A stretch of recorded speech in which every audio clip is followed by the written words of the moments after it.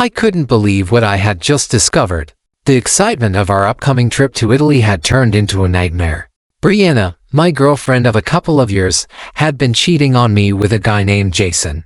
The betrayal hit hard, especially considering the effort I had put into saving up for this special vacation. A few weeks before our trip, I stumbled on disturbing text messages on Brianna's phone.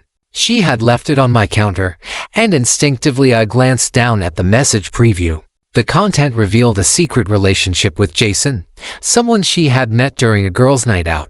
The messages detailed the good times they'd been having together, and it shattered me. The devastation was overwhelming. The trip we had eagerly anticipated was tainted, and I couldn't fathom spending a week with someone who had betrayed my trust so profoundly.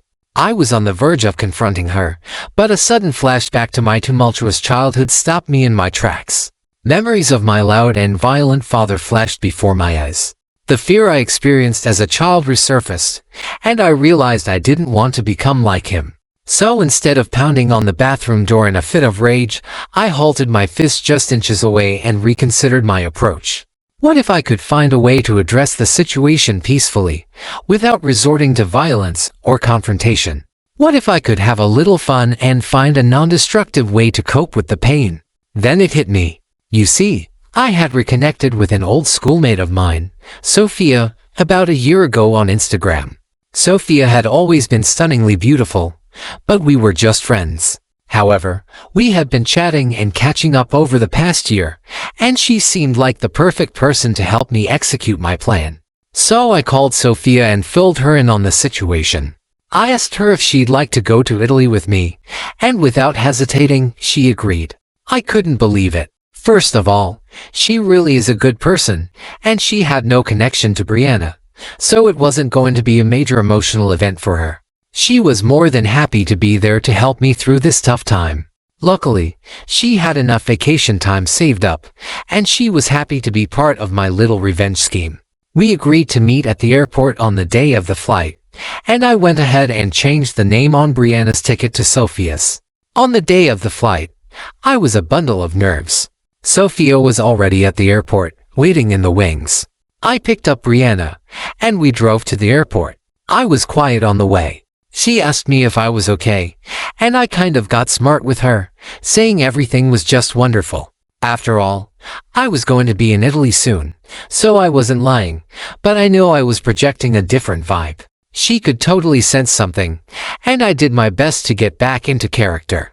I started talking about some of the places I was looking forward to seeing. It helped me take the edge back off. When Brianna and I arrived at the check-in counter, I handed over our passports and tickets, doing my best to keep my cool. The ticket agent scanned our documents and then looked up at us with a puzzled expression. This was it. This was the moment the bomb would drop. "I'm sorry," she said, "but this ticket is for Sophia Davis, not Brianna Mitchell." Brianna was confused, of course, and started arguing with the ticket agent. Meanwhile, I was doing my best to hide a smirk. Just as the tension was reaching its peak, Sophia emerged from her hiding spot, looking absolutely gorgeous and holding her passport in hand. "Actually," I said, trying to sound as nonchalant as possible, "Sophia's right here." Brianna's face went from confused to furious in a split second. That's when I dropped the bomb. "I know you've been cheating on me with that loser Jason," I told her, my voice surprisingly steady. "So I figured you'd be better off staying here and having a great time at the bar while Sophia and I enjoy our vacation in Italy. We're done, and I never want to see you again." Brianna looked like she was about to explode, and then she just started sobbing. She asked me how I knew, and I told her it didn't matter. She asked me if I had been cheating on her with Sophia, and before I could answer, Sophia spoke up. No, Mom, I've never been a cheater, and I will never be with a cheater." Before Brianna could say much of anything else, I grabbed Sophia's hand and walked away. The ticket agent, who had been watching the entire scene unfold, simply nodded at us and led us through the gate. I turned around one more time and smiled as I entered the gate. The ticket agent had turned towards the gate so she could finally release a big smile as she shook her head. Sophia and I boarded the plane, both of us still in disbelief at what had just happened. We settled into our seats, and as the plane took off, we clinked our little plastic glasses together in a toast to new beginnings and unexpected adventures. It was an exhilarating feeling, and we couldn't help but laugh at the absurdity of it all. As we settled into our vacation, Sophia and I spent our days exploring Rome, visiting ancient ruins, and indulging in delicious Italian food.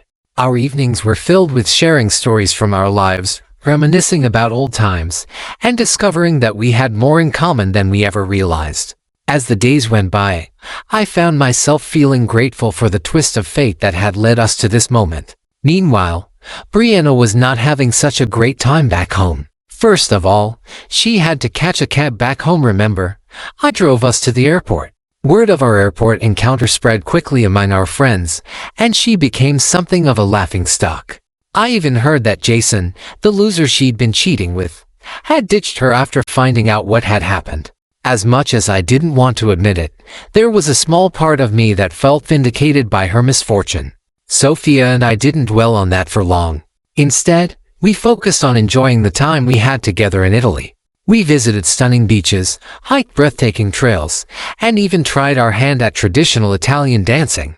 As the sun set on our final day in Italy, we found ourselves standing on a hill overlooking the ocean, hand in hand, as the sky turned brilliant shades of orange and pink. Standing there, I felt a newfound sense of clarity and purpose. The heartbreak and betrayal I had felt just a week ago seemed like a distant memory. I turned to Sophia, and as our eyes met, I knew that this trip had brought us much closer than we ever could have imagined. "We should do this again sometime," I said, grinning. Sophia smiled back at me, her eyes shining with the promise of new adventures. "I'd like that," she agreed.